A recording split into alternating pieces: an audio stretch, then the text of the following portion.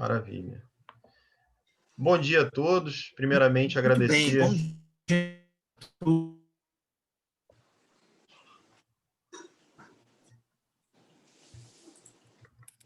Quer falar alguma coisa ainda? Foi. Professor Robson, vai falar alguma coisa? Robson, a sua voz está travando. Bem, eu sempre faço assim. Então, eu já percebi. E agora? Está muito ruim? Acho que Está me ouvindo, melhorou. Daniel? Acho que melhorou.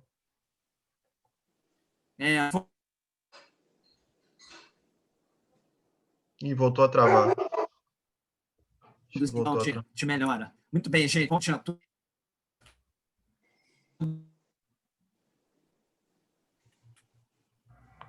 Bia?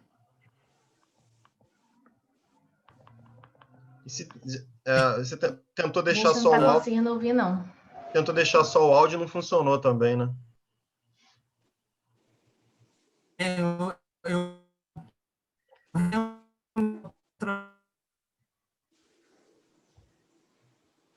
Quando vem faltando.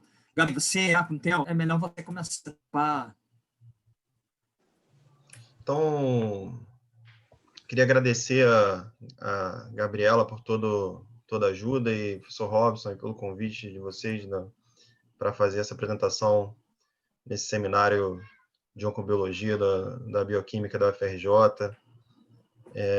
E fico muito feliz com o convite. E a ideia da apresentação é falar um pouco de prevenção, diagnóstico e tratamento do câncer de cabeça e pescoço. Eu coloquei a visão do estomatopatologista justamente porque vai ter um viés com relação à apresentação, que é para englobar as linhas de pesquisa que a gente tem em andamento no INCA e os trabalhos que a gente tem conseguido publicar com relação ao câncer, obviamente, câncer de boca, o principal alvo, e câncer de glândulas salivares, tumores de glândulas salivares, que são também parte de nossa linha de pesquisa no INCA. A gente vai fazer esse paralelo, né, com relação ao que a gente tem produzido, e o câncer de boca, obviamente, é o carro-chefe, sendo o mais comum câncer de cabeça e pescoço. A gente fala de câncer, prevenção de câncer de uma forma geral. O site da American Cancer Society é uma boa referência para avaliar, né, todos os principais agentes causais, lembrando que câncer é uma doença multifatorial, nunca vai ter uma causa única, dificilmente vai ter uma causa única, apesar de, em alguns casos, a gente observar um fator principal associado. Aqui, só para mostrar o detalhamento, o grau de cuidado que existe nos Estados Unidos, alguns estados, como o estado da Califórnia, ele exige que seja colocado no recipiente de cada produto, né? Qualquer risco que ele tenha, né? Risco químico, né? Ou doenças congênitas, e teratogênico. Eu acho muito interessante, eu acho que a gente devia também seguir um pouco esses bons exemplos, né? Passando a prevenção e fatores de risco, alguma das boas referências que eu sugiro é Medline Plus, onde você um site da biblioteca americana de medicina, que todo mundo conhece a PubMed, né, que é um dos braços aí né, são as referências bibliográficas. Então aí também vale bastante dar uma olhada, que é bem interessante. Inclusive com relação às síndromes genéticas, apesar da maior parte dos tumores estarem associados a fatores exógenos, né, a elementos exógenos, a hábitos deletérios, como vocês bem sabem, tabagismo sendo o principal, né, a principal causa de doença crônica evitável no mundo, e dentre elas aí o próprio câncer, né? Mas focando na cavidade oral, eu sugiro essa referência, que é bem interessante, é uma revisão bibliográfica bem enxuta e objetiva, falando das principais síndromes que apresentam um risco maior de câncer de boca, entre elas xeroderma pigmentoso, normalmente câncer de pele, câncer de carcinoma epidermoide de cavidade oral, especialmente língua, né? Ataxia telangiectasia, síndrome de Bloom, anemia de Fanconi e síndrome Li-Fraumeni, sendo a única que não está aí citada, que talvez tenha faltado, seria a síndrome de Plummer-Vinson ou Patterson-Kelly, que é aquela onde a paciente apresenta uma língua despapilada, né, e um dos raros momentos em que o dorso da língua apresenta um risco maior de apresentar um carcinoma epidermoide, na parte de cima da língua, para quem não é da área, né? Então, o dorso da língua não é uma área que comumente a gente observa carcinomas epidermoides, mas no caso da síndrome de Plummer-Vinson, onde o paciente apresenta deficiência crônica de ferro, né? E costuma apresentar essa língua despapilada, uma língua que fica muito avermelhada, né? E sem a presença das papilas, que são essas projeções digitiformes principais, né? Que a gente tem as papilas filiformes, a maior parte delas são as papilas filiformes, que deixam, às vezes, aquele aspecto delicado, branco delicado, né? Não muito visível. Mas vale a pena dar uma lida nesse artigo. Além disso, o paciente pode ter queilite, né? Além dessa glossite, queilite e as teias esofágicas, né? Que são as características também da síndrome de Plummer-Vinson ou Patterson-Kelly, né? O que causa o câncer de cabeça e pescoço? Então, o tabagismo, com certeza, disparado, é o principal fator, né, causador, e se aplica, né, de uma forma geral, inclusive, para câncer de cabeça e pescoço, com o tabaco potencializando, né, um fator de risco, né, com relação ao câncer de boca em específico, a gente pode dizer que o tabagismo é o principal fator etiológico, com o alcoolismo potencializando o efeito, tá? O HPV, o HPV está cada vez mais estabelecido também para a cavidade oral, focando na cavidade oral. A gente tem que lembrar que ele está muito mais associado aos tumores de base de língua, região mais posterior, né? Principalmente ali em áreas de tonsilas linguais, né? Mas também, de uma forma geral, se aplica a orofaringe, que não é só a parede posterior de faringe, que a gente vai falar um pouquinho mais lá na frente, né? Então, com certeza o HPV ele é transmitido principalmente por via sexual, né? E pode causar lesões genitais e também cavidade oral, mas as que preocupam mais com certeza são as de orofaringe, né? O que a gente tem que lembrar é justamente isso, que o que preocupa mais é a região mais posterior. A gente vai falar um pouco mais à frente, principalmente o HPV-16 é o que está envolvido. O EBV é mais para o carcinoma nasofaríngeo, não se aplica muito à nossa área de pesquisa em específico, tá? Além de alguns outros tipos de tumores, como o próprio linfoma. Bebida quente também é interessante observar, até pelos hábitos do sul do Brasil, né? E já existem publicações mostrando isso, que as temperaturas muito elevadas nessas bebidas tradicionais do mate que eles tomam tem realmente evidência de que aumenta o risco de câncer, principalmente de esôfago que se observa, mas alguma coisa não com tanta evidência, mas alguma coisa também de câncer de boca e orofaringe, né? Exposição excessiva ao sol, especialmente com relação ao lábio, obviamente, para o nosso interesse, ou a pele, cabeça e pescoço, né?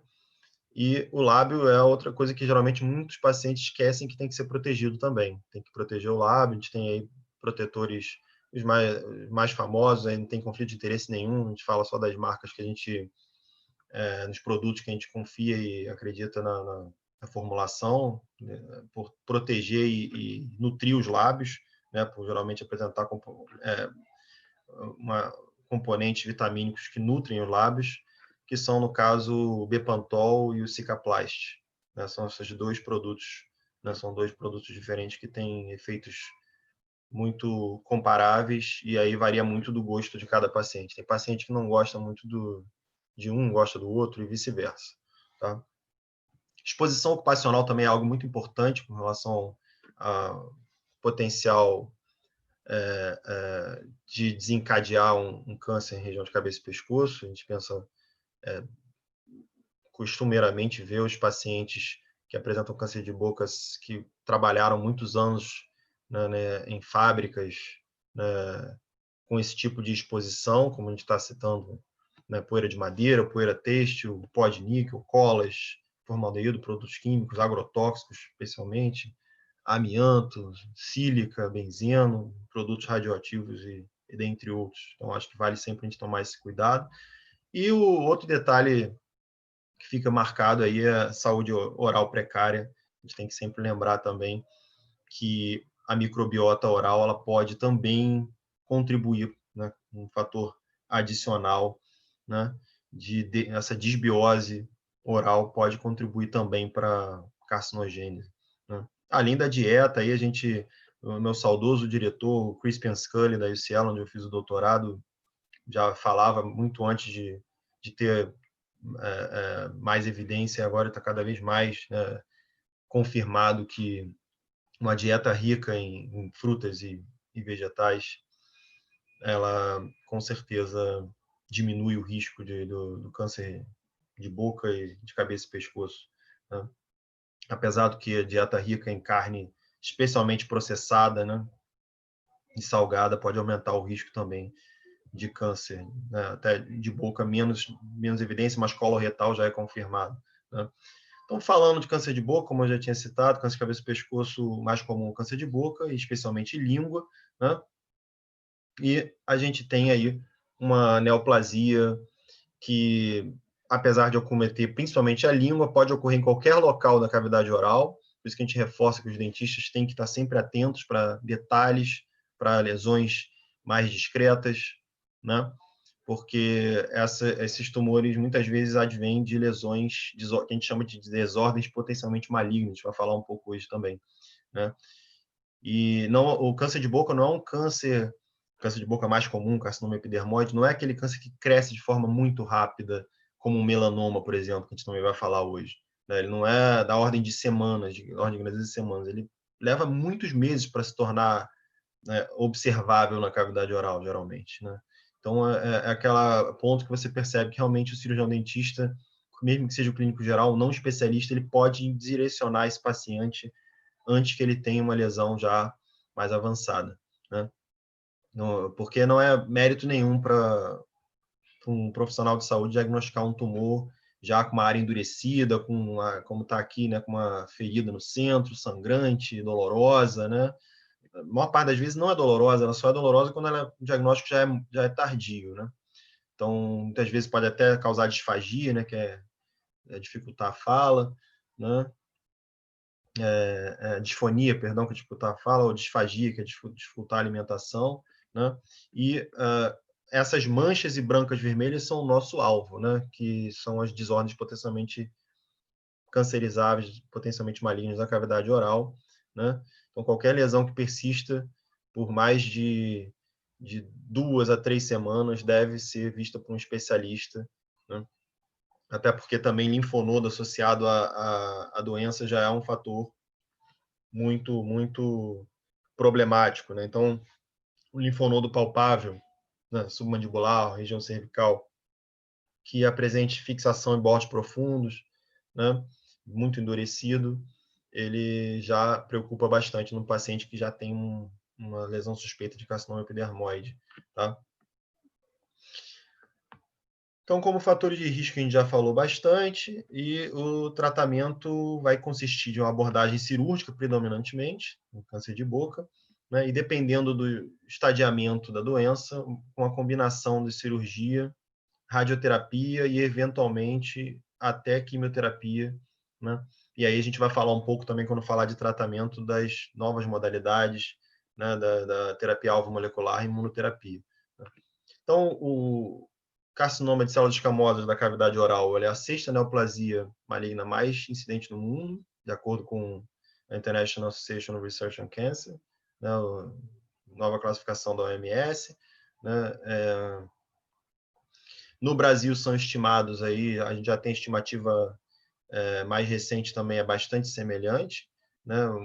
Da ordem de grandeza de quase 15 mil casos, a maioria também continua sendo em homens, que é algo que vai contra o que tem acontecido nos países desenvolvidos, onde já tem o número de tumores em homens tem reduzido e tem aumentado em mulheres e jovens, às vezes em alguns países até brancas, né? O tabagismo é o maior fator de risco associado, como a gente já tinha citado, e a gente tem aí o INCA, a gente vai falar um pouco como um centro colaborador da OMS para o controle do tabaco, que, inclusive, quando a gente precisa e aciona, eles são parceiros da gente. E, realmente, o trabalho da Convenção Quadro Antitabagismo é excepcional, mostra, inclusive, que houve uma grande redução, aumento de impostos e uma grande redução do consumo de tabaco na população brasileira, né, nos últimos anos. Tá?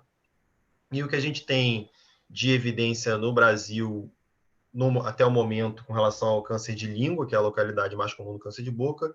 A gente publicou na Head and Neck em 2018, na pesquisa clínica, e, infelizmente, é aquele retrato já esperado, que o câncer de boca no Brasil não é o que a gente vê aqui nessa imagem superior esquerda, que seria o câncer de boca inicial, né? Uma eritroplasia com uma pequena úlcera que não cicatriza, e você vai fazer uma biópsia, é um câncer de boca. Você faz né, o paciente é encaminhado, então, para o cirurgião de cabeça e pescoço, que é quem deve operar esse câncer, e aí a cirurgia é uma cirurgia praticamente minimamente invasiva, o paciente não tem sequelas, né?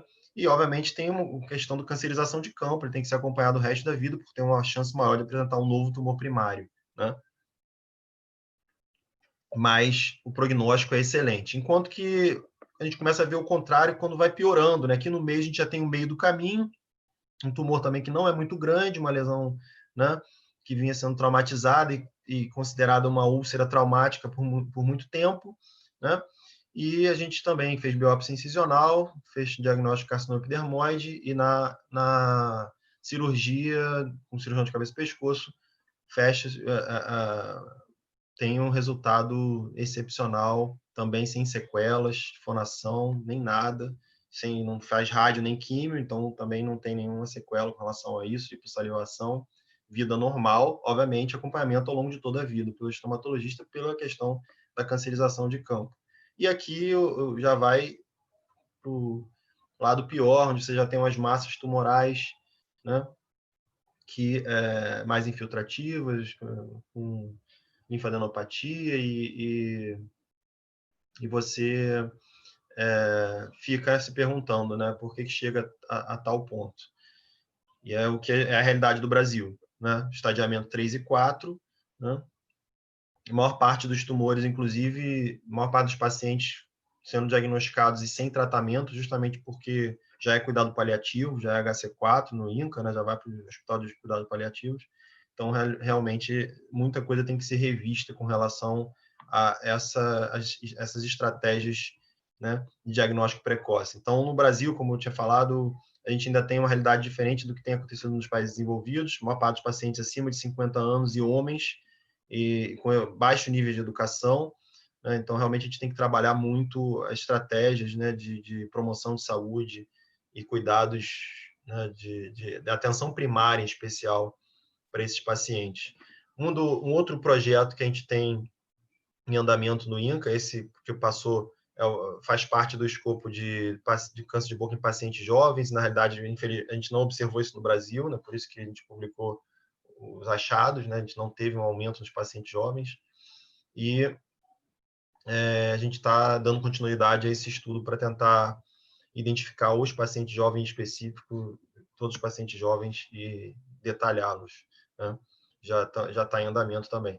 Com relação ao líquen plano oral, o líquen plano oral é uma desordem imunologicamente mediada, que, né, o líquen plano é uma doença dermatomucosa, ela pode ocorrer em pele e mucosa, às vezes ela acontece só na mucosa oral, e esse líquen plano, ele, a maior parte das vezes, é indolor, né, como está aqui nesses aspectos clínicos, e aí você tem que fazer, né, esse estriado branco bem discreto, né? Então, uma paciente aqui, o exemplo, uma paciente de 59 anos, uma mulher de 59 anos, que teve SEC de borda lateral de língua removido recentemente, aos 69 anos, 10 anos depois, né? E é o que a gente está exatamente estudando, porque o líquen plano oral ele ainda é considerado como uma desordem potencialmente maligna pela OMS, de acordo com a última classificação, mas tem um grande debate dentro da própria área de estomatologia e patologia oral, não é só no Brasil, é no mundo, há uma certa resistência a acreditar e tentando, né, desvincular sempre que possível, até tentando usar como critério de exclusão a presença de displasia. Se você tem displasia, você não pode chamar de líquen plano. Então, assim, são coisas que você fica um pouco assustado, não tem muito critério para essas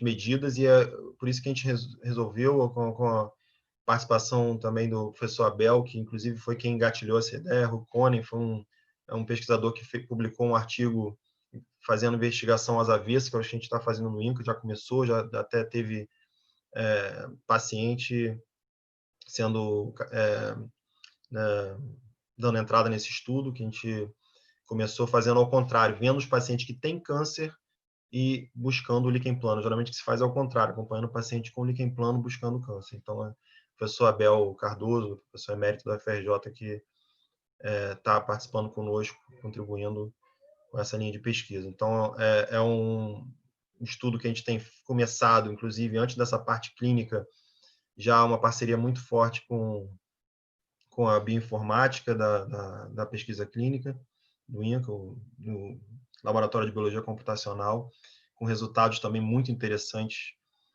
dessa análise molecular do que a gente tem de dados disponíveis publicamente. Então, que em breve a gente está publicando também, né, capitaneado pela nossa pós-doc, a Beatriz Monteiro, e Cristóvão, da Biologia Computacional, que está fazendo doutorado.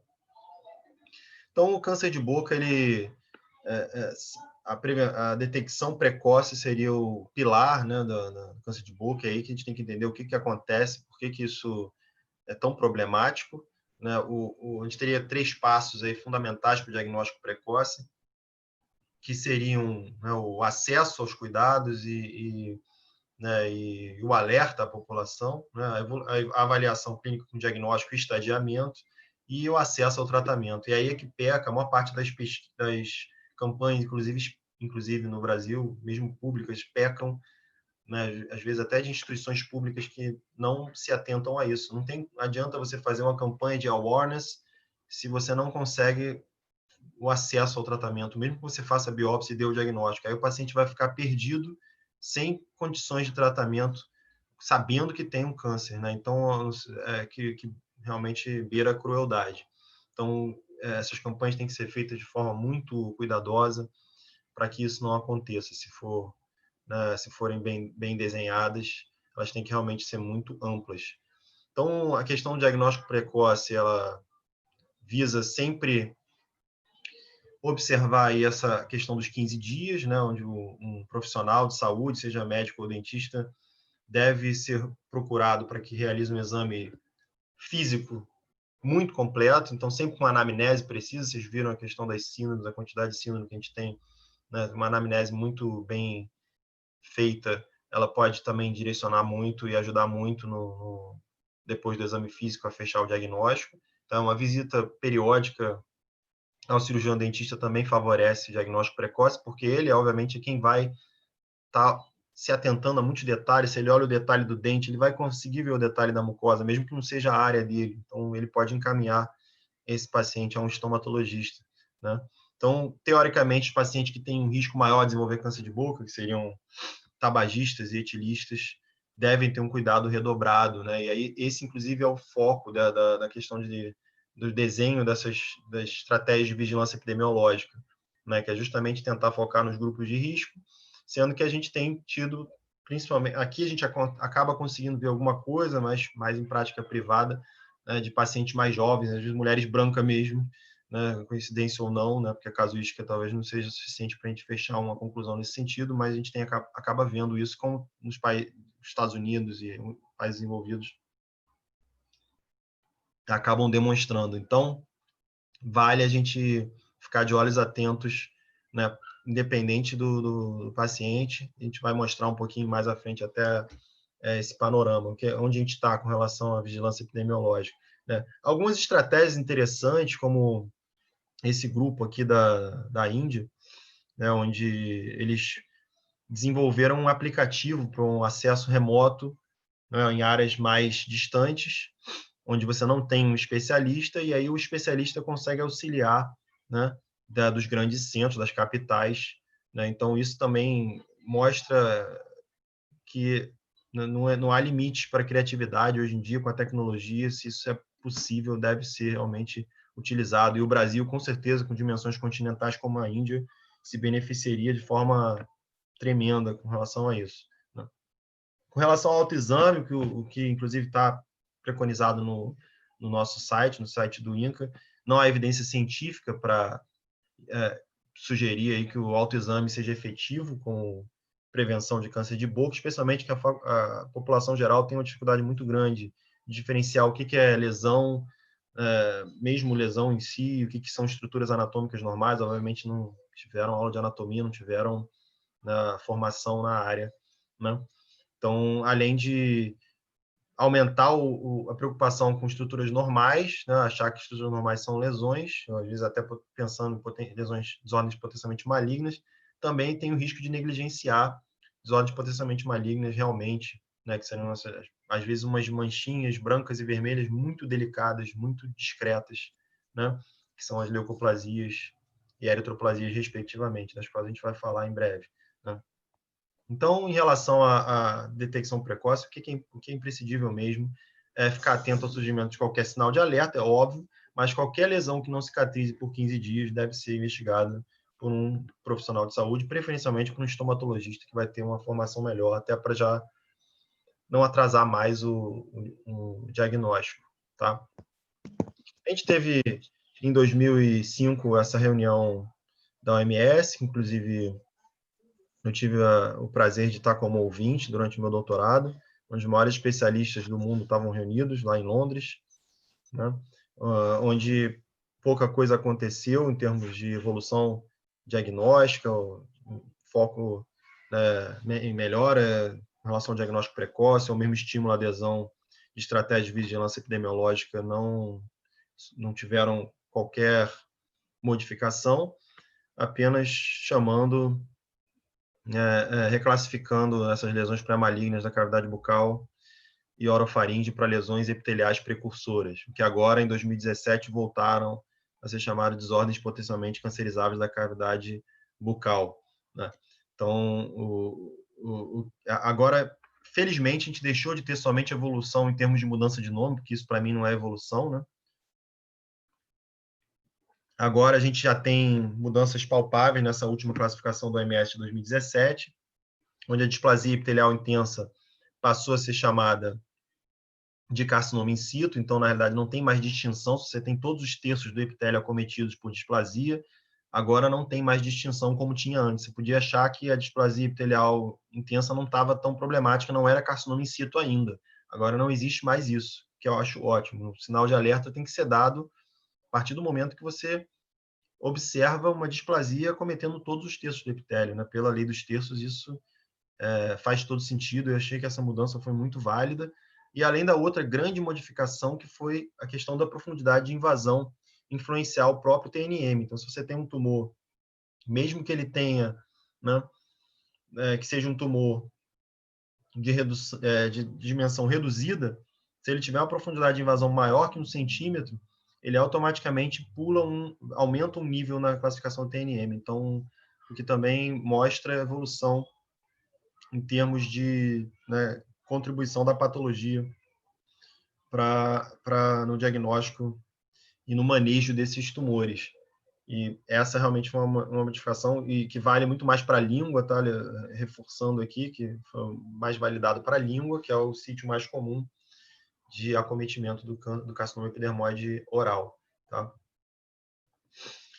Os tumores de orofaringe também ganharam um capítulo à parte, com relação ao HPV, associados ao HPV, né? Obviamente aqueles de base de língua, tonsila e adenoides, e parede posterior de faringe e palato mole, tá? E é isso que eu sempre reforço, que a gente tem que lembrar que quando a gente fala de orofaringe, a gente não fala só de parede posterior da faringe, né? Estou aqui marcando com o mouse, não sei se vocês estão vendo. Aqui também, ó, fala parede posterior de faringe, né? As tonsilas palatinas, né? Palato mole, né?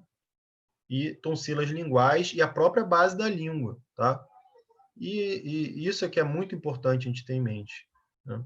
Na realidade, quando fala em orofaringe, você está falando de toda essa área aqui, né? Não só da parede posterior de faringe. Então, em teoria, deveria se testar P16, isso já é rotina nos Estados Unidos e em muitos países desenvolvidos, deveria testar P16 se você tem um tumor nessas localidades. Infelizmente, no Brasil, a gente está longe disso, tá? Só no âmbito privado e olhe lá. Né? Mas deveria, né? Deveria, porque já é rotina fora. P16, apesar de não ser um marcador direto, ele já é aceito como para diferenciar esses tumores e classificá-los como HPV positivo, tá? E eu acho que a gente deveria, sim, se não tiver hibridização in situ ou PCR, para HPV em específico, fazer um P16, que isso já é padrão dos países desenvolvidos. Sempre gosto de reforçar aqui a importância da vacinação para HPV, sendo, obviamente, a vacina quadrivalente mais relevante para os pacientes pediátricos, né? As meninas entre 9 e 14 anos, os meninos entre 11 e 14, né? Que podem, inclusive, tomar essa vacina gratuitamente pelo SUS, né? Ela engloba não somente os tipos 16 e 18 que estão associados aos tumores malignos, né? Mas também os tipos 6 e 11, que são os principais associados às lesões benignas causadas pelo HPV. Né? Então, e também tem uma faixa etária mais ampla para aqueles pacientes portadores, né, do HIV, né, de 9 a 26 anos, com esquema vacinal de 3 doses, né, dos intervalos 0, 2 e 6 meses. Né? E lembrando aí que tem que ter prescrição médica para os pacientes portadores de HIV. Né? E a bivalente, obviamente, a partir de 9 anos, sem restrição de idade, né? Mas lembrando que ela faz mais sentido para aqueles pacientes que já tiveram relação sexual. Né? Então, por isso, não faz muito sentido o uso da quadrivalente, porque os tipos mais comuns, certamente, o paciente já deve ter sido contaminado. Né? O Programa Nacional de Controle do Tabagismo, como eu havia citado, do INCA, é excepcional. Existe essa convenção quadro, né, da qual o INCA faz parte, né, dentro do Programa Nacional de Controle do Tabagismo, com ações afirmativas, e a gente tem o SUS participando, oferecendo aí um serviço gratuito para os pacientes tabagistas, né, para curar essa doença terrível, né, causadora né, o fator, né, maior causador de doença evitável no mundo, né? Esse DISC 136, o DISC Saúde, ele deve ser recomendado sempre aos pacientes, a quem se conhecer que apresente esse vício, porque realmente não só câncer de boca, mas todo mundo sabe os malefícios, né, que o tabagismo pode causar, né? Câncer de pulmão primeiro, né? E em diversas outras possibilidades, né? Aqui a gente tem o que eu tinha comentado dos dados, que o INCA proporcionou aí a equipe que trabalha com tabaco, né? Com relação à redução de 35% do número de fumantes no Brasil nos últimos 10 anos, né? Onde se passou de 15,7 para 10,2, né? De 2006 a 2016, segundo a Vigitel, né? E é bem interessante mostrar que tem uma relação também com a questão do aumento das tarifas, né? Aumento de preço, aumento dos impostos. Tá? Então, a gente continua essa luta sempre contra o tabaco. Com relação à leucoplasia, né, que é a principal desordem potencialmente maligna da cavidade oral, a gente tem esse esquema que é clássico, está no livro da Suk Bin-woo, estomatopatologista de Harvard, que esteve aí com a gente na nossa SOBEP do Rio de Janeiro,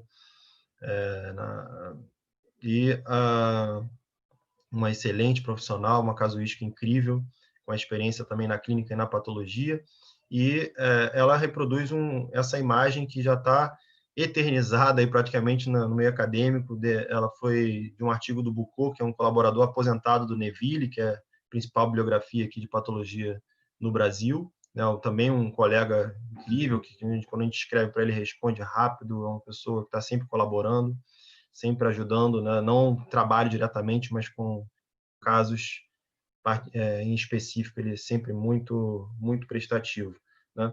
Então, esse esquema ele mostra a leucoplasia, né, com evolução clínico-patológica. Então, na parte superior, vocês observam, né, a lesão branca, né, que é a desordem principalmente maligna mais comum, e na parte inferior você tem a patologia, que é mais comum de acordo com o quadro clínico. Então, de acordo com o quadro clínico, se você tem uma lesão branca, uma leucoplasia fina, delgada, né, e lisa, então aqui do lado esquerdo você tem as lesões homogêneas, então mesmo que ela seja fissurada, né, e um pouco mais espessa, ela também é considerada homogênea, tá? Ela só fica uma leucoplasia não homogênea quando você tem uma lesão, né, nodular, né, ou verrucosa, né, seria uma leucoplasia não homogênea, ou uma leucoeritroplasia, que seria uma lesão branco-avermelhada. Aqui você já tem uma lesão mista, né? É uma lesão não homogênea, mas que preocupa ainda mais, porque as eritroplasias, que ela até entra aqui de gaiato aqui no esquema da leucoplasia, são as desordens potencialmente malignas mais graves, mais perigosas, com risco maior de transformação, mas felizmente são mais raras que as leucoplasias, tá? Então, se vocês perceberem bem, esses pontinhos azuis são as células epiteliais displásicas, tá? Então, de acordo com a lei dos terços, como eu tinha citado, né, você tem, né, o epitélio dividido em 3/3. Se você tem o terço inferior somente acometido, que é o que teria, né, a partir de uma leucoplasia fissurada, né, espessa, né, e também até num quadro inicial de leucoplasia verrucosa ou nodular, né? E ela, teoricamente, poderia ser causada uma leucoplasia, uma displasia epitelial leve, poderia até ser causada por um processo inflamatório intenso. Então, na realidade, você tem a dúvida, né? Será que isso é uma atipia inflamatória, né? Se você tem uma leucoplasia leve. Agora, se você tem a partir de uma displasia moderada, você já começa a ligar um sinal de alerta. Isso aí já indica uma outra visão em relação a essas lesões, né? Mesmo que sejam desordens potencialmente malignas, tá? E aí você começa a ver que a moderada, ela começa a ser vista nas leucoplasias não homogêneas, tá? Onde você tem aqui essa possibilidade dessas bolinhas azuis estarem mais superiormente. E aqui, inclusive, o esquema, ele está aqui subdividindo isso, né? Aqui você teria de acordo com antes da classificação da OMS, na nova classificação, você teria uma displasia epitelial intensa do lado esquerdo, mas aqui do lado direito uma displasia epitelial intensa, que seria o carcinoma in situ. Hoje em dia isso aqui tudo é carcinoma in situ, tá? Então essa é a principal diferença hoje em dia, né? Agora a gente não tem mais essa diferenciação, né? Uma vez que o carcinoma in situ, a ideia é falar que você não viu uma invasão, mas a princípio a gravidade é tão intensa dentro do epitélio que você considera aquilo como um câncer dentro do epitélio, basicamente isso. Nada impede que em algum outro plano do corte você fosse ver uma invasão. A ideia principal é essa, né? E clinicamente o que você vê das lesões homogêneas é o que está aqui à esquerda, né? E à direita as lesões não homogêneas, tá? São exemplos, né, da clínica. A inflamação que está ali também presente é um componente que pode ou não estar presente, né? E de formas variáveis, né, em termos de quantidade, né? De quantidade variável. E isso também é um estudo, é algo que a gente sempre busca, até parceria com o nosso colega Martim Bonamino, que é especialista em imunologia tumoral, porque é um mundo à parte extremamente importante entender como funciona essa conversa das células neoplásicas com o nosso sistema imune, né? E aí a gente vai falar um pouquinho disso também em imunoterapia hoje, de forma bem rápida, tá? Então, a principal pergunta que fica é qual o risco que a gente está disposto a correr com relação às desordens potencialmente malignas, né?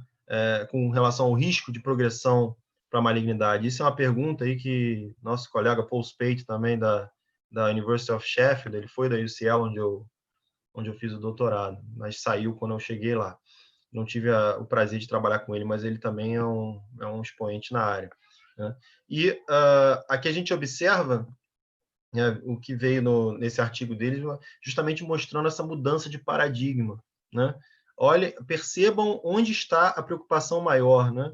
O verde seria menos preocupação, o amarelo seria preocupação média, tá? E o vermelho seria preocupação maior. Então, aí percebam que tudo que a gente está falando parece que está ao contrário, né? A exceção de língua e soalho de boca, que são as localizações mais comuns, língua se estendendo para soalho de boca, nas bordas laterais de língua, se estendendo para a parte de baixo da língua, então, chegando ali, né, depois do ventre no soalho da boca. Então, localização realmente é padrão, né? A eritroplasia, como eu falei, a lesão vermelha, é a que mais preocupa, né? Displasia intensa é a que mais preocupa, né? Sempre, e alto risco vai ser a partir de displasia epitelial moderada a displasia intensa, né? Mas percebam que mulheres agora são o alvo principal nos países desenvolvidos, tá? E não fumantes, tá? As lesões também, sempre que não são homogêneas, são mais preocupantes, especialmente aquelas que são salpicadas, as verrucosas menos, à exceção dos quadros de leucoplasia proliferativa, que a gente vai falar um pouco, né? Originalmente chamado de leucoplasia verrucosa proliferativa, né? E aqui está um detalhe que a Surbiu falou para a gente em apresentação na SOBEP de 2018, aqui do Rio, que é extremamente pertinente, né? Essas leucoplasias homogêneas, elas não podem ser cultivadas. Isso mudou muito a minha visão também de prática clínica. A gente tem tentado fazer dessa forma. Lesões, sempre que é possível em ambiente ambulatorial, você ter uma margem segura, essas lesões brancas devem ser removidas, né? Mesmo que estejam ainda naquele espectro inicial que vocês viram no quadro de evolução clínico-patológica, né? Porque você tem aí 16% dessas hiperceratoses benignas evoluindo para carcinoma pelo fato de serem subdiagnosticadas, né, por apresentarem atipia citológica mínima, tá? Então, é por isso que ela tem essa sugestão que eu achei super válida, essa proposta de considerar as alterações estruturais além dos critérios de displasia epitelial, tá? Então, leucoplasia verrucosa proliferativa, né, que é o termo descrito inicialmente, a própria Suprim-U, né, publicou com colaboradores, inclusive do brasileiro Fábio Alves, né, de São Paulo, que na Oral Diseases, essa proposta de chamar de leucoplasia proliferativa, o que eu achei super válido, né? Não focar, né, no termo leucoplasia verrucosa, né? Ou leucoeritroplasia verrucosa, mas simplesmente chamar de leucoplasia proliferativa ou leucoeritroplasia proliferativa, justamente porque muitos casos, né, dessa condição são vistos sem o aspecto verrucoso, que seria, né, essa parte aqui do meio, né? Muitas vezes ele é visto pulando daqui direto para cá, né, e para o câncer, né? E isso não exclui esse quadro, que é extremamente preocupante, onde o paciente apresenta múltiplos carcinomas, né, na cavidade oral. Então, assim, múltiplas lesões, desordens potencialmente malignas que podem evoluir para carcinoma, né, e eventualmente vai apresentando múltiplos carcinomas. Então, isso realmente é de extrema relevância, né? E, novamente, no que o Postpaid publicou com relação ao screening de câncer de boca, né, focando no que justamente a gente acredita que a estratégia de vigilância epidemiológica do câncer de boca deve ser um esforço de política pública contínuo, né, e para permitir que a sua população se beneficie e que, obviamente, ele seja custo-benefício. Eu acho que, com isso, a gente tem aí a participação do nosso colega Elton Antunes, do dentista que trabalha no INCA conosco e coordena esse projeto que vai sendo realizado constantemente de, justamente, capacitar os profissionais da atenção primária, né, dos serviços públicos do Rio de Janeiro, né, com relação ao câncer de boca, tá? Então, o manejo odontológico do paciente oncológico, entender, inclusive, essas desordens potencialmente malignas, diagnóstico precoce, trabalhar melhor isso, né? E aí o que eu tinha citado com relação às políticas públicas, eu acho que a gente tem que sempre se preocupar, né, em como fazer, né, essa detecção precoce, né, o apoio à organização à rede, né, seja no Rio ou em outras cidades, sempre voltando à atenção básica, né, com treinamento adequado dos profissionais envolvidos em atenção primária, como a gente mostrou, um esforço que vem sendo feito, ao menos por parte do INCA, seja dos clínicos gerais ou mesmo dos especialistas, né, atualização constante, né, uma capacitação inicial para reconhecer os sinais e sintomas, uma atualização contra as desordens potencialmente cancerizáveis de boca e o próprio carcinoma de células escamosas bucal e de orofaringe, né? E como proceder quando esse paciente se enquadra no escopo de paciente oncológico, com relação às chaves de regulação, a esse processo onde para ele ser realmente inserido na rede e para que seja tratado, né? Então a gente tem aí grupos de trabalho com representante municipal de cada cidade, né? Representante de Brasília, né? Infelizmente não há um programa de prevenção de câncer de boca no Brasil, mas o que há é um trabalho para desenhar a linha de cuidado, onde a divisão de detecção precoce do INCA está envolvida, né? E estratégias de vigilância epidemiológica, elas, infelizmente, não foram implementadas por falta de embasamento científico que corrobore a favor. Então, por isso que a gente fala que os estudos têm que continuar nessa área, e a gente está tentando, no meio das nossas linhas, também inserir alguma coisa nesse sentido, agora, potencialmente, com a participação do LACOG, que eu devo participar da reunião mais em dezembro, para apresentar essa possibilidade de estudo para o LACOG. Né? E, para quem não sabe, Latin American Cooperative Group, Cancer Group, né? que obviamente, na divisão de Head and Neck. Com relação ao tratamento do câncer de cabeça e pescoço, como a gente já tinha citado, o principal tratamento é cirúrgico, o câncer de boca, a gente focando no de boca, né? Com a radioquimioterapia como adjuvante, né? Já, de uma forma geral, de cabeça e pescoço, vai depender demais da localidade, né? E seja laringe, boca, tireoide ou glândulas salivares, a extensão da doença, né? Se a gente tentou botar também de uma forma mais acessível aqui para quem não é da parte clínica, se há linfonodos, são as ínguas, né? Com comprometimento, né, cervical, né?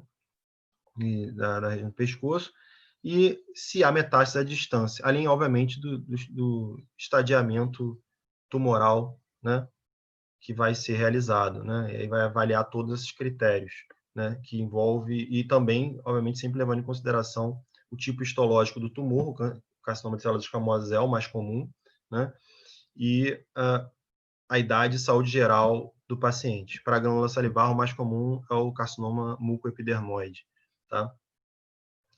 Idade e saúde geral do paciente sempre levada em consideração, né? E também, obviamente, incluindo as doenças pré-existentes, o próprio estado nutricional, e sempre lembrando da questão de interdisciplinaridade, não é nem multidisciplinaridade mais, né? Quando você fala em multidisciplinar, você está falando em várias especialidades que atuam em prol do paciente, mas não necessariamente conversando, né? Por isso que eu sempre falo em interdisciplinaridade, como aprendi com o Dr. Ricardo Cruz, que faz todo sentido, né?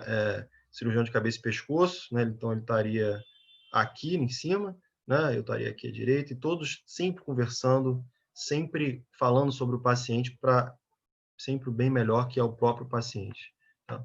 Agora a gente fala brevemente de terapia alvo molecular, né? Imunoterapia para as neoplasias malignas. A FDA aprovou, né, já faz 2 anos o uso do Vitrakvi, né? Que é o larotrectinib, como terapia-alvo molecular, né? E a gente teve esse registro, percebam aí o atraso no Brasil, no dia 1º de julho de 2019, né? Mesmo medicamento, tá? Que é um medicamento que atua justamente onde você tem tumores que apresentam fusão do gene NTRK. Então, percebam aqui nessa revisão, né, o exemplo de um tumor que tem alta frequência, né, mais de 90% dos casos com fusão TRK, né, e que é justamente o tumor, o carcinoma secretor de glândulas salivares, originalmente chamado de Mammary Analog Secretory Carcinoma, porque ele apresentava um aspecto muito semelhante ao carcinoma secretor de mama, né, apesar do que a gente sabe hoje em dia, e também tem alta frequência de mutação, mas a gente sabe hoje em dia que o próprio MASC é mais comum do que o secretor de mama, tá? Apesar de ser um câncer raro, como a gente viu, né, ele é mais comum do que o carcinoma secretor de mama, tá? Em alguns casos também de pacientes pediátricos devem ser considerados, né? Apesar do secretor de mama ser mais raro, né? Também pode ser observado, fibrosarcoma infantil, né? Nefroma mesoblástico congênito, né? Também deve ser considerado, né? Percebam que todos esses em vermelho são os que têm alta frequência, né? E se enquadrariam aí como alvo, né? Dessa nova terapêutica, né? Do larotrectinib. E aí a gente tem aqui uma revisão que a gente publicou nessa linha do carcinoma secretor de glândulas salivares no INCA, que foi o primeiro trabalho da nossa residente Lígia Alves, e rendeu aí essa publicação na For All, mostrando um panorama de onde a gente está com relação ao carcinoma secretor de glândulas salivares. A gente tem quase 650 casos diagnosticados, de 119 estudos, e a gente já está aí em linha final. Eu e a doutora Ana Lúcia Eisenberg fizemos toda a análise imunohistoquímica e patologia para fazer essa revisão do INCA e ver quantos casos a gente tem. A gente vai adicionar a esses casos aí mais 7 casos de carcinoma secretor na literatura mundial, né? Então, com relação aos tumores de glândulas salivares, eles acometem, são mais observados, né, nas parótidas, que são as maiores das glândulas salivares maiores, mas podem também ser vistos nas submandibulares e até nas sublinguais, né? Inclusive nas glândulas salivares menores, que estão distribuídas por praticamente toda a cavidade oral. Acreditava-se que em gengiva e em palato duro, né, que a região anterior do palato não tinha, mas a gente sabe que tem, apesar de ter um pouco menos, a gente sabe que tem também glândulas salivares menores, então realmente estão distribuídos por toda a mucosa bucal, né? E podem ser bastante discretos e de difícil diagnóstico no seu início, por isso que é sempre importante acompanhamento para o cirurgião dentista especialista em estomatologia, para que tenha possibilidade de diagnóstico dessas lesões discretas. Para quem não soube, o caso da Heloísa Perissé, que ficou famoso, ela teve um tumor de glândula salivar menor em mucosa jugal, se eu não me engano, uma colega, a doutora Beatriz Venturi, que fez biópsia, inclusive, para chegar a esse diagnóstico. A gente tem esse cuidado deve ser sempre levado. Era uma suspeita até de mucocele, parecia que era uma lesão benigna, e ela acabou tendo um câncer de glândula salivar dos mais raros, né? E só para vocês terem ideia de como a gente tem que tomar cuidado com com as lesões que não preocupam. E muitas vezes, isso é um alerta que eu faço, as pessoas jogam fora material, né? Então, imagina, não é nada, joga fora, não faz análise patológica. Acredite se quiser, isso acontece até hoje, né? Especialmente gengiva também. E esse caso, se tivesse sido jogado fora, que era suspeita de mucocele, a paciente teria vindo a óbito. Teve um carcinoma, um adenocarcinoma polimorfo, que não era de baixo grau, que é o mais comum. Na outra classificação da OMS, inclusive, isso mudou. Era a variante plexiforme. E ela chegou a ter metástase, mesmo removendo a lesão bem inicialmente, para vocês terem noção da gravidade, né? Então, os principais sintomas, geralmente, a gente não vai entrar muito em detalhe aqui, mas pequenos nódulos, né, um aumento de volume, né, que seja região debaixo da mandíbula, né, debaixo da língua, ou mais comumente região de parótida, ou dentro da boca, né, no céu da boca, região posterior lateral, principalmente, tá? Em casos, né, mais graves, podem até apresentar paralisia facial ou dor de ouvido, né, ou aparecimento mesmo desses, né, algo, né, uma dor, né, mesmo não necessariamente de ouvido, né, dor local. Os fatores de risco para câncer de glândula salivar são principalmente idade avançada, exposição à radioterapia prévia e exposição ocupacional, né? E o tratamento de escolha vai depender muito do subtipo e estadiamento do tumor, sendo a cirurgia ainda a principal modalidade terapêutica, com a radioterapia e quimioterapia podendo ser utilizadas em alguns casos, sendo que alguns tumores raros, como o próprio carcinoma secretor de glândulas salivares, apresentam essa alteração genética, né, que é a fusão, a translocação que leva ao gene de fusão, que apresenta fusão TRK, e torna ele candidato à terapia-alvo molecular, né, com larotrectinib, né, especialmente para os casos mais graves, é claro, né? Mas, felizmente, esse tumor costuma ser de baixo grau, quando o tratamento cirúrgico costuma ser resolutivo, tá? Lembrando que também, como a gente tem aqui o GBCP apresentado nesses slides. Essa foi uma solicitação para eu atualizar essa seção. Isso não está ainda no site, mas isso é um texto meu para atualizar essa seção no Grupo Brasileiro de Câncer de Cabeça e Pescoço. Tá? Com relação à imunoterapia, né, a gente tem um exemplo do inibidor anti-PD1, somente para citar, né, e ilustrar como funciona. A gente tem lá o linfócito T, apresentando o receptor de células T, né, e o PD1. Né? Ele vai se ligar, o PD1 vai se ligar ao PDL1, né, da célula tumoral, e a célula T, né, pelo receptor de célula T, ao antígeno de superfície da célula tumoral. Né? O que vai acontecer? A ligação do PD1 com o PD1 ligante vai inibir a atuação do nosso sistema imune, né? Vai fazer com que a célula T, né, não trabalhe para eliminar aquela célula tumoral, né? Não potencialize a cascata de sinalização. E o que você vai ter, se você tem um inibidor anti-PD1, é o inibidor anti-PD1 se ligando ao PD1, e aí você tem aí a célula tumoral não conseguindo essa estratégia de evasão, né? Também existe a possibilidade de um anti-PDL1, né? Que é o PD ligante, né? Que é aquele que está na célula tumoral. Então, vai ter a mesma função, né? A estratégia é a mesma, que vai permitir ao receptor de célula T se ligar ao antígeno de superfície da célula tumoral e levar à eliminação da mesma. Então, essa é a ideia da imunoterapia. Tá? E a imunoterapia ela tem bastante serventia, ao que parece, né? Até por conta dessa... A gente vê essa carta ao editor na Oral Oncology, que mostra justamente isso. Apesar de a gente ter ainda poucos casos, já é interessante ver que a gente tem uma boa resposta à imunoterapia. Aqui está um exemplo de um tumor, né, de base de língua, que foi um carcinoma adenoide cístico. Aqui é a peça cirúrgica com retalho de antebraço, né, para recompor a anatomia da língua e minimizar as sequelas, né, da remoção do tumor.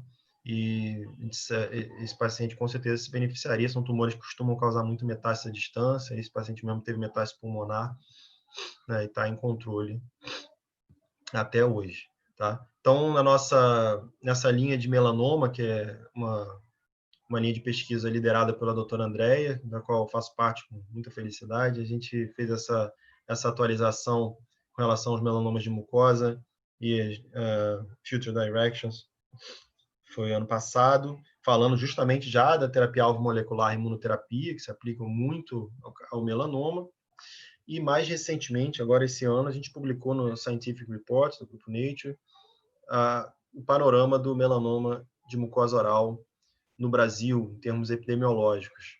Tá? Então, felizmente, a maior parte das lesões em cavidade oral não são melanoma, quando elas são lesões pigmentadas. A primeira coisa que a gente vê é uma lesão suspeita de lesão pigmentada, você vai fazer vitropressão ou diascopia, né, que é basicamente você pegar uma superfície de vidro e pressionar a lesão, né, e o que vai diferenciá-la, né, no caso dela ser uma lesão, né, vascular, né, ela vai esmaecer se ela for uma lesão vascular. Se ela for uma lesão pigmentada, como no caso, ela não vai esmaecer. Tá?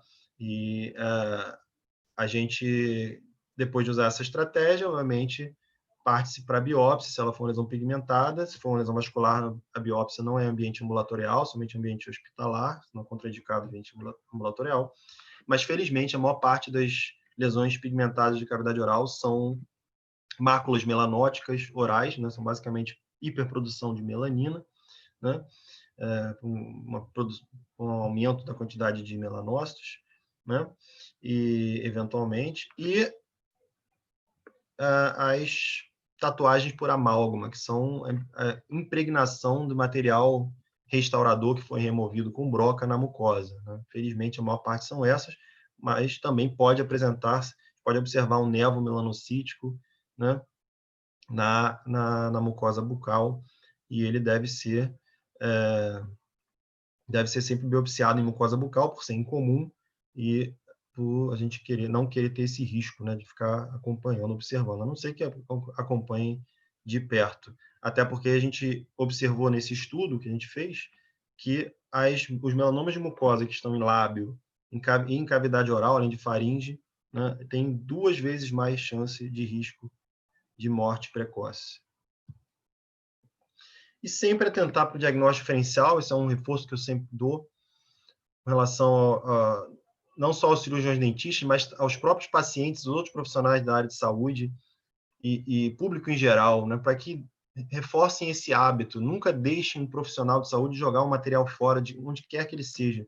Fez uma cirurgia para aumento de coroa clínica, algo teoricamente para você permitir uma restauração. Teoricamente, o tecido ali está sadio, mas não sabe, ninguém tem olho microscópico, né? Então, eu sempre recomendo que envie para o histopatológico qualquer material que foi removido do paciente. Aqui está um exemplo de um paciente que tinha uma lesão em rebordo alveolar, não cicatrizava e era um carcinoma epidermoide. Tá? Então, muitas vezes, lesões, né, que parecem doença periodontal, parecem uma periodontite, às vezes até são uma gengivite, podem ser um carcinoma de células escamosas, carcinoma espinocelular, de gengiva, simulando uma doença periodontal. Então, se a gente não faz o histopatológico, você sempre cai no risco de realmente quadros mais graves. Tá? E diagnóstico precoce acaba sendo atrapalhado. E aqui, aquele caso era exatamente isso. O material já foi jogado fora várias vezes antes de chegar a mim, né? Então, é muito triste essa realidade. E, obviamente, não vou entrar em detalhes aqui, mas para quem quiser ler o artigo do Paul Spate, a gente tem diversas áreas prioritárias de pesquisa, com certeza, com relação ao câncer de boca e desordens potencialmente malignas, tá? Como que isso evolui, né? Falta muito a se entender com relação ao câncer de boca, mas o que eu deixo de conclusão com relação a essa apresentação é que realmente a gente tem um entendimento muito limitado ainda de tumores de língua em pacientes jovens, né? De boca em geral, mas língua é a localização mais comum, né? E fica aí a mensagem da nossa colega Vila Royal, uma patologista venezuelana que usa essa frase que eu peguei emprestado dela: se não é rosa, não é normal. Eu acho excelente ela participa muito de rede social, ela usa muito essa ferramenta, né? Qualquer lesão em cavidade oral que não cicatrize em até 2 semanas deve ser examinada por um especialista em estomatologia, tá? Para quem não sabe a diferença, o estomatologista é o clínico, o patologista é quem dá o diagnóstico histológico. Eu faço as 2 áreas, só faço as 2 áreas, não faço mais clínica geral, né? Os dentistas devem desempenhar, então, esse papel importante do diagnóstico precoce do câncer de boca através dos exames físicos criteriosos, extraorais e intraorais. Tá? E é óbvio que a gente não vai cobrar aí uma anamnese que seja de um estomatologista e de um clínico geral, né? Isso é um exercício do estomatologista. Mas, obviamente, se o clínico geral faz esse exame criterioso, o exame físico, ele vai conseguir selecionar esse paciente, direcioná-lo para o atendimento adequado. Tá? Então, para quem tiver curiosidade de ler esse editorial que eu escrevi para a revista científica do CRO, que foi publicado esse ano, apesar de ser no final do ano passado, vale a pena porque é bem curtinho e ilustra justamente o que a gente vem falando aí com relação basicamente na aula de hoje, né, que foi o segmento da aula de hoje, né, dos desafios das desordens potencialmente malignas, do câncer de boca, como o dentista pode contribuir. Muito obrigado, né? Estou aberto aqui a dúvidas. Desculpa se eu passei um pouquinho. Muito bem. Doutor Daniel, obrigado. Eu peço desculpas aí pelo começo meio atabalhado, mas eu realmente estava com a conexão muito ruim. Vocês não estavam nem me ouvindo direito. Não, eu acho que você tomou a decisão acertada de iniciar. Eu fiz uma apresentação por chats aqui, eu botei o que seria o que eu faria a sua apresentação, mas assim, eu não sei, eu estou aqui no fundão. E aqui assim, normalmente é boa a conexão, mas eu realmente não sei o que aconteceu. Enfim, imagina. Bom, eu queria deixar então em aberto, caso queiram mandar pergunta no chat ou quiserem abrir microfone, câmera, podem ficar à vontade. E eu vou começar com uma pergunta, Daniel, que é a seguinte: exatamente o final, quando você estava falando, à medida que você foi falando, eu acho que o último slide do seu editorial, eu acho que ele é assim, um ponto perfeito. Quer dizer, na verdade, mais do que pensar no paciente, eu fico pensando, quando eu penso Boca especificamente, no profissional de odontologia. Quer dizer, vocês têm uma ideia de quão preparados esses profissionais se encontram na média? Claro que existe uma enorme variação entre cidades, entre onde ele fez a sua graduação, qual é a ênfase naquele curso, mas assim, de uma forma geral, eles têm preparo para fazer uma identificação? Porque eu não sei, eu fico bem assim, com medo, pensando na rotina. Bom, muito boa pergunta. Com certeza o preparo é muito aquém do que a gente gostaria. Pra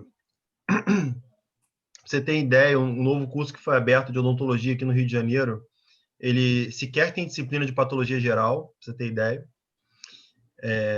Então, se você não entende os processos patológicos gerais, como é que você vai entender as doenças da boca, né? Então, acho que não é muito objetivo hoje em dia. Então, é um pouco temerário, eu fico bastante preocupado. E boa parte dos alunos, geralmente, eles realmente não têm muito interesse na área, entendeu? Eles querem mais tratar do dente, eles não querem tratar... Eu sou o contrário, eu sempre me interessei pelas mucosas. Eu trato do dente, às vezes, por acaso, mas quando tem um tumor envolvido, um cisto, mas é muito mais raro. Então, é óbvio que o foco do profissional de odontologia, geralmente, é o oposto. Mas eles são treinados para isso, né? Tem esse treinamento básico na faculdade, devem ter, né? Esse treinamento básico. E eu conheço as equipes do Rio de Janeiro, todas são realmente muito boas, até das faculdades particulares, os alunos estão muito bem servidos, pelo menos no Rio de Janeiro. Mas realmente vai muito do interesse do aluno, né? E boa parte dos alunos não tem esse interesse. Então, isso com certeza, nesse ponto, deixa a desejar. Tanto que você tem essa questão de tentativa de capacitação do clínico, que fica muito tempo afastado, fica muito focado. E aquela coisa, que você acaba ficando muito tempo sem ver, você obviamente vai esquecendo também, tem isso, né? Como ele fica focado em tratar do dente, ele esquece muitas vezes da mucosa. E é o que eu brinco com os meus alunos na universidade, eu sempre brinco com eles, eu falo que o exercício que eu faço diário na clínica, que é quando eu olho o paciente, eu fico me beliscando para ver o dente, porque senão eu só olho mucosa. Ele tem que fazer o contrário, ele tem que se beliscar para ver mucosa, porque ele só olha o dente, entendeu? Você tem que olhar tudo, né? Porque realmente acho que esse é o ponto mais crítico, né? É realmente não deixar passar nenhuma estrutura, é o que a gente fala para os alunos, para examinar todas as mucosas. Cria uma ordem na cabeça e investiga todas as mucosas. Não importa a ordem que você crie, mas que seja sempre a mesma, que você não vai perder nenhuma região, né? Porque apesar da língua ser o sítio mais comum, o câncer de boca pode ser visto em qualquer região, até na gengiva, quando é até mais complicado, porque quase não tem submucosa, né? Depois do epitélio já tem osso, né? E o carcinoma epidermoide também é o mais comum. Então, ele começa no epitélio da gengiva e vai destruindo o osso, entendeu? Direto. Óbvio que o risco de metástase é maior, né? Bom, não tem jeito. E ações de capacitação. Eu acho que essas são as principais, né? No que se pensa em prevenção. Não consigo... Né? Com certeza. Eu não vi sua apresentação, mas eu agradeço, muito obrigado por ter escrito. E eu esqueci de falar, inclusive, do carinho que eu tenho pela UFRJ, né? Toda a minha formação inicial, até do professor Abel, que eu tinha citado, que ele é o único professor emérito da Odonto. Ele é uma grande referência. A gente tem agora ele no INCA, de 15 em 15 dias, no nosso projeto esse que eu falei do líquen plano, de cancerização do líquen plano. Ele está lá trabalhando com ele direto. E eu tenho um carinho muito grande pela UFRJ, fiz meu primeiro pós-doc aí também, então é um prazer imenso estar aqui. Eu vou salvar o chat, vou te mandar. Bom, a Gabriela Nestor tinha uma pergunta. Quer abrir o microfone, Gabi? O que você quer fazer? Foi ótimo. Obrigada, Daniel. Estão me ouvindo? Tô, imagina.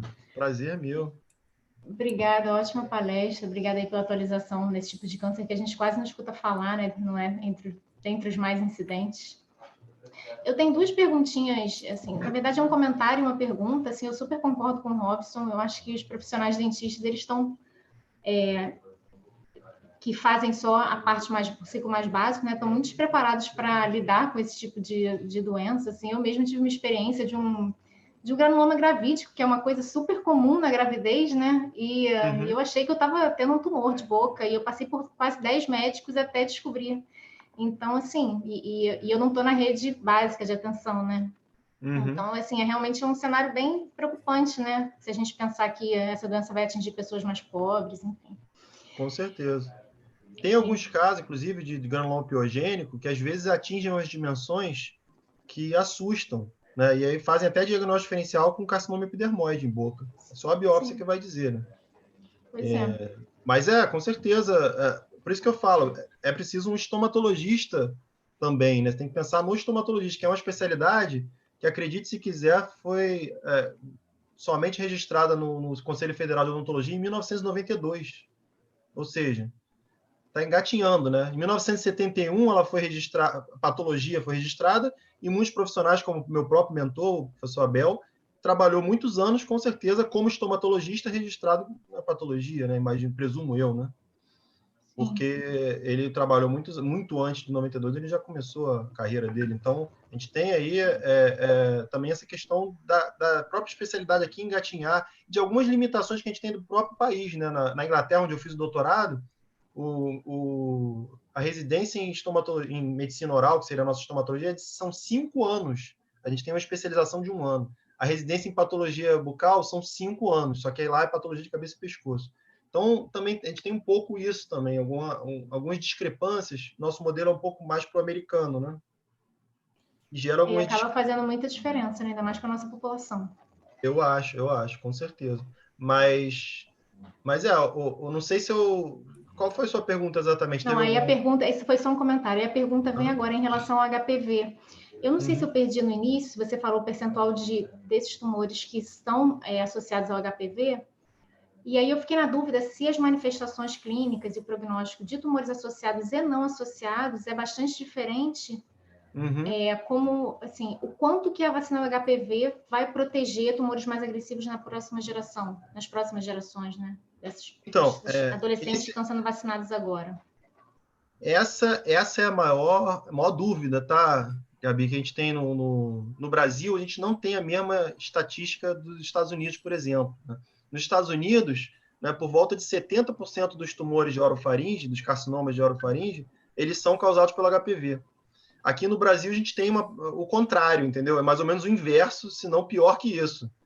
E ninguém sabe muito bem o porquê. Algumas pessoas até atribuem isso, de repente, à falta de testagem, que eu não sei muito, não sei se seria o caso, porque, na realidade, o tumor associado ao HPV, ele tem um comportamento biológico muito diferente, ele tem uma patologia ruim, né? Ele não é queratinizado, ele geralmente não é muito queratinizante, tem células mais basais, né? Ele é mais basaloide, que a gente chama, tem um aspecto microscópico bem ruim e, ao mesmo tempo, ele tem um prognóstico melhor, entendeu? Geralmente responde melhor ao tratamento, inclusive tem uma resposta melhor até a própria quimioterapia, que não costuma ser uma modalidade terapêutica inicial de se pensar. E esses tumores de orofaringe, quando estão associados a HPV, muitas vezes eles são abordados dessa forma. Faz uma quimioterapia, e aí depois a cirurgia, né, após ele terminar a quimio, ele reduz de tamanho, né? Ou seja, a vacina não protegeria os subtipos mais agressivos, que são os não associados ao vírus, né? Sim, mas eles são... Então, mas o que a gente está vendo no mundo, né, e isso inclui aqui no Brasil também, apesar de a gente ter aparentemente uma incidência menor, é que os tumores de HPV, associados a HPV, eles estão aumentando muito. Isso a gente tem visto, entendeu? E aparentemente o que a gente vê mais aqui realmente são os não associados a HPV. Então a vacina para cá vai, por enquanto, prevenir o que tem menos. Você tem razão nesse sentido, né? Aparentemente. Mas a gente não sabe também se a gente tem o viés do serviço público, tá? Que essas casuísticas são dos serviços públicos, né? Não a população geral, é a maioria, né? Mas não deixa de ser algum viés. E a questão da falta de testagem, né? Isso a gente também tem que levar em consideração, né? Essa possibilidade. Entendi. Obrigada, Daniel. Nada, imagino. Eu vou ver se eu pego aqui. Tem alguma pergunta? Mais uma pergunta? Eu estou vendo aqui se tem perguntas adicionais. Perguntas adicionais, quem quiser colocar no chat. Caso contrário. O que você ia falar, Daniel? Eu estava pensando em colocar para vocês o link, né, do editorial, que aí vocês conseguem ver o editorial direitinho, sem precisar ler na tela, né? Pode colocar no chat, né? Pode colocar no chat, que aí eu salvo de novo aqui, que a gente fica com ele, e ele vai ficar no vídeo. Maravilha. Maravilha. Porque tem aqui o PDF no site. Essa revista, ela, inclusive, as editoras-chefes são duas professoras da odontopediatria e do Fundão, que são espetáculos, são duas professoras excepcionais. Andréia e Luciane. Deixa eu colocar aqui no chat, então, que aí vocês ficam com... Elas que me convidaram para escrever esse editorial, e eu acho que vale sim a leitura, mesmo que não dentista, porque é interessante. Perfeito. O link remete direto para o PDF. Isso. Muito bem. Bom, Daniel, queria te agradecer mais uma vez pela disponibilidade, de ter conseguido encaixar um tempo aqui para falar para a gente. Concordo com a Gabriela que assim é importante a gente ter essa revisão, até porque não é um tipo de neoplasia que seja a nossa aí do dia a dia, que a gente fica comentando. A gente vê que as principais são outras, então acaba sendo negligenciada. Então, eu queria agradecer bastante. Mais à frente, se a gente tiver a oportunidade de ver o que tem sido desenrolar desse trabalho de vocês, vai ser bem interessante também. E vamos em frente, então. Muito bem, obrigado. Agradeço também a todos que ficaram aqui conosco até agora. E no dia 8 a gente volta para fazer o último seminário do ano. E aí a gente vai fazer uma pausa e encerrar esse ciclo dos onco-webinars que foram realmente muito bons para o programa. Daniel, mais uma vez, obrigado. Até breve. Eu que agradeço. Um grande abraço.